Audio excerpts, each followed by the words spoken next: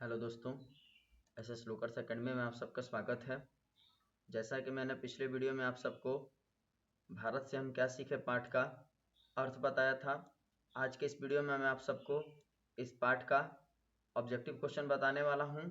तो आप सभी लोग इस वीडियो को शुरू से लेकर आखिरी तक ज़रूर देखिएगा और वीडियो अच्छा लगे तो अपने दोस्तों में ज़रूर शेयर कीजिएगा। तो चलिए वीडियो को शुरू करते हैं। सबसे पहला प्रश्न है हमारा कि भारत से हम क्या सीखे पाठ के रचनाकार कौन है। ऑप्शन नंबर ए है Max Muller, option number B है गुणाकर मूले, ऑप्शन नंबर सी है हजारी प्रसाद द्विवेदी और ऑप्शन नंबर डी है पंडित बिरजू महाराज। तो भारत से हम क्या सीखे पाठ के रचनाकार कौन है, तो ऑप्शन नंबर ए इसका करेक्ट आंसर होगा। मैक्स मूलर हमारे इस पाठ के लेखक या रचनाकार हैं। दूसरा नंबर प्रश्न है हमारा, भारत से हम क्या सीखे पाठ क्या है। ऑप्शन नंबर ए निबंध, ऑप्शन नंबर बी कहानी, ऑप्शन नंबर सी भाषण, ऑप्शन नंबर डी व्यक्ति चरित्र। तो भारत से हम क्या सीखे पाठ क्या है, तो यह एक भाषण है। तो दूसरा नंबर प्रश्न का करेक्ट आंसर होगा ऑप्शन नंबर सी। अगला प्रश्न हमारा तीसरा नंबर है, मैक्स मूलर थे। ऑप्शन नंबर ए भारत भक्त, ऑप्शन नंबर बी संस्कृतानुरागी, ऑप्शन नंबर सी वेदों के प्रति अगाध आस्था रखने वाले और ऑप्शन नंबर डी उपयुक्त सभी। तो मैक्स मूलर जो थे, ये सभी जो ऊपर के दिए हुए बातें हैं उनमें सारे गुण थे।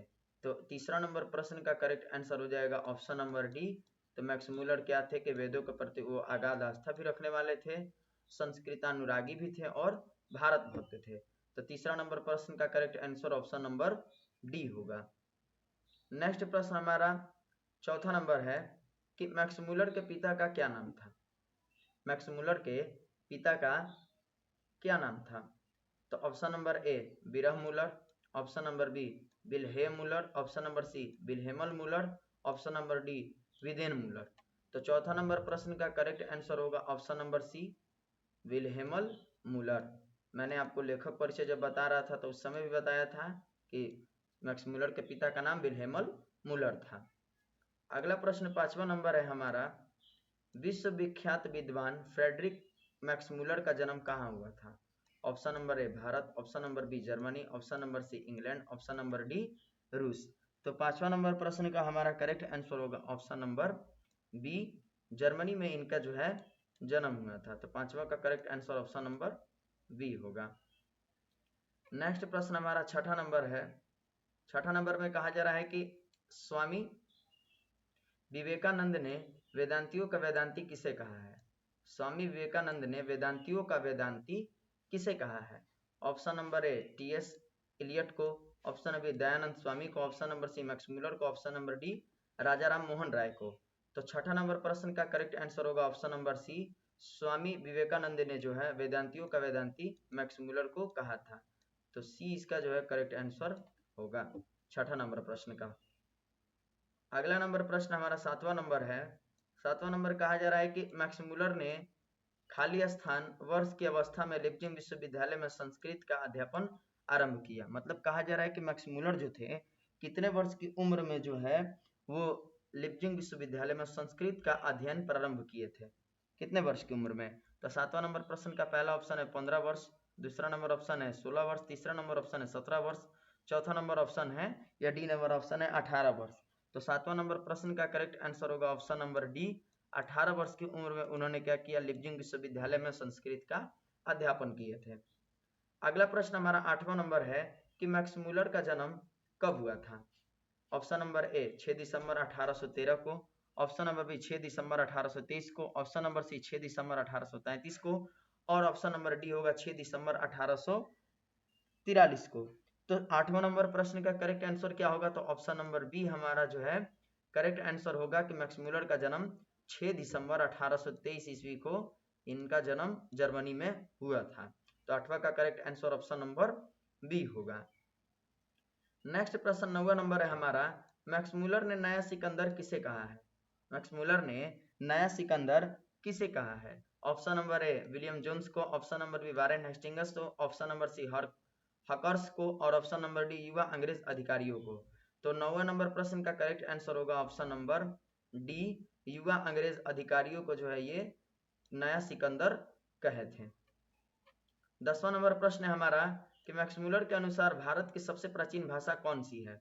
Option number A Hindi, option number B Bangla, option number C Maithili, option number D Sanskrit. तो मैक्समुलर के अनुसार जो भारत की सबसे प्राचीन भाषा है वो क्या है? संस्कृत है। तो 10वां नंबर प्रश्न का correct answer option number D होगा। ठीक, अगला प्रश्न हमारा है 11वां नंबर कि सर विलियम जोन्स समुद्र यात्रा करते हुए भारत कब पहुंचे थे? सर विलियम जोन्स जो थे समुद्र यात्रा करते हुए भारत कब पहुंचे थे? कल का जब मैं इसका अर्थ बता रहा था इस पाठ का, तो उसमें मैंने जिक्र किया था कि जो विलियम जोन्स थे वो समुद्री यात्रा से भारत की यात्रा किए थे, तो कब किए थे? तो उस समय मैं भी बताया था। तो यहाँ ऑप्शन दिया है पहला नंबर की 1823 ईस्वी में, ऑप्शन नंबर बी है 1783 ईस्वी में, ऑप्शन नंबर सी 1900 ईस्वी में और ऑप्शन नंबर डी है 1794 में। तो 11 नंबर प्रश्न का करेक्ट आंसर होगा ऑप्शन नंबर बी, 1700 जो है 83 ईस्वी में इन्होंने क्या किया था? भारत की यात्रा किया था। तो 11 नंबर प्रश्न का correct answer option number B होगा, 11 का करेक्ट आंसर। अगला प्रश्न हमारा है 12वां नंबर कि वारेन हेस्टिंगस कहाँ का गवर्नर जनरल था? वारेन हेस्टिंगस कहाँ का गवर्नर जनरल था? Option number A Bharat, option number B Sri Lanka, option number C Germany, option number D यूनान। तो 12वां नंबर प्रश्न का करेक्ट आंसर होगा हमारा ऑप्शन नंबर ए, जो हमारे वारेन हेस्टिंगस थे वो भारत के गवर्नर जनरल थे। तो 12 का correct answer option number A होगा। अगला प्रश्न 13वां नंबर है हमारा कि मैक्समुलर की दृष्टि में सर्वविध संपदा और प्राकृतिक सौंदर्य से परिपूर्ण कौन सा देश है? मैक्समुलर के अनुसार कहा जा रहा है। तो इसका ऑप्शन नंबर ए होगा चीन, ऑप्शन नंबर बी यूनान, option number C Bharat, option number D Germany. तो इसका करेक्ट आंसर होगा 13वां नंबर प्रश्न का ऑप्शन नंबर सी भारत। अगला प्रश्न 14वां नंबर है हमारा कि दारिस क्या है? 14वां नंबर प्रश्न कहा जा रहा है कि दारिस क्या है? ऑप्शन नंबर ए सोने का सिक्का, ऑप्शन नंबर बी चांदी के सिक्के, ऑप्शन नंबर सी तांबे के सिक्के, ऑप्शन नंबर डी इनमें से कोई नहीं। तो 14वां नंबर प्रश्न का करेक्ट आंसर होगा ऑप्शन नंबर ए, दारिस क्या था? एक सोने का सिक्का था, सोने के सिक्के से भरा हुआ एक घड़ा था। अगला प्रश्न 15वां नंबर है कि दारिस नामक सोने के सिक्के से भरा घड़ा किसे मिला था? दारिस नामक सोने से सिक्के से भरा घड़ा किसे मिला था? ऑप्शन नंबर ए हेकल को, ऑप्शन नंबर बी हकर्स को, option number C Warren Hastings को, option number D William Jones को।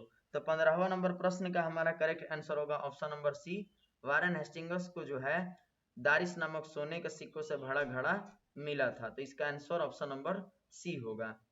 अगला प्रश्न 16वां नंबर है हमारा कि किसके अध्ययन क्षेत्र में भारत के कारण नवजीवन का संचार हो चुका है? किसके अध्ययन क्षेत्र में भारत के कारण नवजीवन का नया संचार हो चुका है? ऑप्शन नंबर ए विधि शास्त्र, ऑप्शन नंबर बी नीति कथा, ऑप्शन नंबर सी भाषा विज्ञान, ऑप्शन नंबर डी द्वैत विज्ञान। तो 16 नंबर प्रश्न का करेक्ट आंसर होगा ऑप्शन नंबर बी नीति कथा।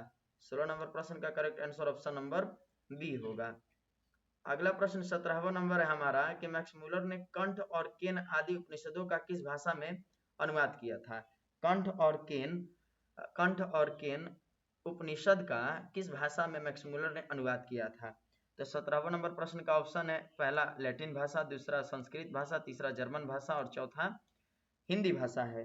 तो 17 नंबर प्रश्न का correct answer option number C होगा कि जर्मन भाषा में उसका इन्होंने क्या किया था?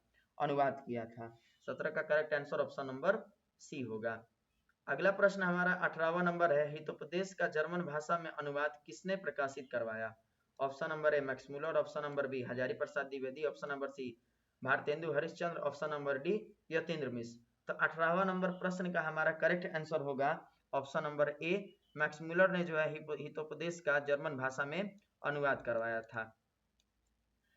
इसके बाद हमारा 19वां नंबर प्रश्न है हमारा 19वां नंबर कि किस गवर्नर जनरल के समय 172 दारिस नामक सोने से भरा घड़ा मिला था? किस गवर्नर जनरल के समय? तो इसका करेक्ट आंसर जो है पहले ऑप्शन दिया गया है कि पहला नंबर है कि Lord Cornwallis, option number B दे रहा है Lord William Bentinck, option number C है Lord Dalhousie, option number D है वारेन हेस्टिंगस। तो जो वारेन हेस्टिंगस गवर्नर जनरल थे उनके समय 172 दारिस नामक सोने से भरा घड़ा मिला था। इसका correct answer option number D होगा 19वां नंबर का। अगला नंबर प्रश्न की अगर अब हम लोग बढ़ेंगे तो 20वां नंबर प्रश्न कह रहा है हमारा कि वारेन हेस्टिंगस के समय वाराणसी में कितने दारिस नामक सोने के सिक्के मिले थे। Option number A 162, option number B 165, option number C 172, option number D 125। तो कितना सोने से सिक्कों से भरा घड़ा मिला था? तो 172 जो है, 172 दारिश नामक सोने से भरा घड़ा उनको मिला था। तो इसका करेक्ट आंसर 20 का ऑप्शन नंबर सी होगा। ठीक, नेक्स्ट प्रश्न हमारा 21वां नंबर है कि प्लेटो और कांट का अध्ययन करने वाले यूरोपियन लोगों के मनन योग्य देश कौन सा है? प्लेटो और कांट का अध्ययन करने वाले यूरोपियन लोगों के मनन योग्य देश कौन सा है? तो इसका ऑप्शन नंबर ए है जर्मनी, ऑप्शन नंबर बी है भारत, ऑप्शन नंबर सी है ग्रीक देश, ऑप्शन नंबर डी इनमें से कोई नहीं। तो 21वां नंबर प्रश्न का correct answer option number B होगा। ठीक, भारत है। 22वां नंबर प्रश्न है कि हकर्स थे, हकर्स क्या थे? तो ऑप्शन नंबर है भूवैज्ञानिक, ऑप्शन नंबर बी वनस्पति वैज्ञानिक, ऑप्शन नंबर सी रैवत वैज्ञानिक या रैयत वैज्ञानिक हो जाएगा यहाँ पे, और ऑप्शन नंबर डी है विधि शास्त्री। तो 22वां नंबर प्रश्न का हमारा करेक्ट आंसर होगा ऑप्शन नंबर बी, ये वनस्पति वैज्ञानिक थे। तो 22वां नंबर प्रश्न का correct answer option number B होगा। अगला प्रश्न 23वां नंबर है कि महारानी विक्टोरिया के द्वारा दिए गए नाइट की उपाधि प्रदान की गई थी, मतलब किसको जो है नाइट की उपाधि दिया गया था? ऑप्शन नंबर यतेंद्र मिश्र को, option number B Max Muller को, option number C Mahatma Gandhi को, option number D Bhavani Shankar Trivedi को। तो 23वां नंबर प्रश्न का करेक्ट आंसर होगा option number B, Max Muller को जो है महारानी विक्टोरिया ने नाइट की उपाधि दी थी, लेकिन बाद में जो मैक्स मुलर थे उस नाइट की उपाधि को त्याग देते हैं। लेकिन कब मिला था, कौन दिया, किसने दिया था? तो विक्टोरिया ने जो है इनको नाइट की उपाधि दी थी। तो 23वां नंबर प्रश्न का correct answer option number B होगा। अगला प्रश्न हमारा 24वां नंबर है कि मैक्स मुलर के अनुसार सच्चे भारत के दर्शन कहाँ हो सकते हैं? मैक्स मुलर जो है वो अपने अनुसार बताते हैं कि सच्चे भारत के दर्शन जो है कहाँ हो सकते हैं। तो इसका करेक्ट ऑप्शन नंबर ए होगा मुंबई में, ऑप्शन नंबर बी दिल्ली में, ऑप्शन नंबर सी ग्रामीण भारत में, ऑप्शन नंबर डी कोलकाता में। तो 24वां नंबर प्रश्न का जो करेक्ट आंसर होगा वो ऑप्शन नंबर सी होगा ग्रामीण भारत में। 24 का correct answer option number C होगा। अगला प्रश्न हमारा 25वां नंबर है कि मेघदूत का जर्मनी में अनुवाद किसने किया? मेघदूत का जर्मनी में अनुवाद किसने किया?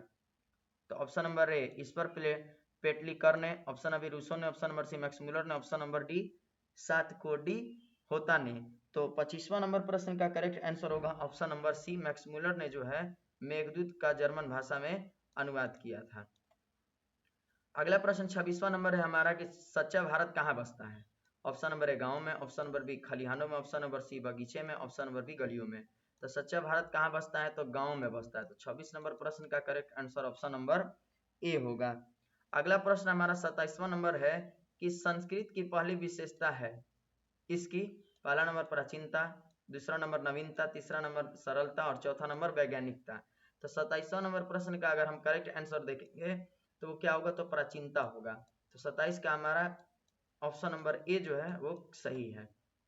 अगला प्रश्न है हमारा 28वां नंबर कि शाहनामा का रचना काल क्या है, या शाहनामा का रचना का काल क्या होगा?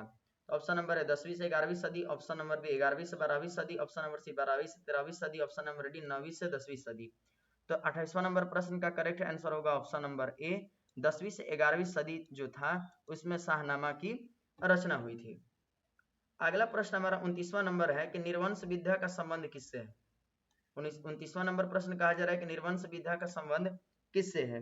तो ऑप्शन नंबर ए खगोल विज्ञान से, ऑप्शन नंबर ई मानव विज्ञान से, ऑप्शन नंबर बी जो है मानव विज्ञान से होगा, ऑप्शन नंबर सी वनस्पति विज्ञान से और ऑप्शन नंबर डी भूगर्भ विज्ञान से।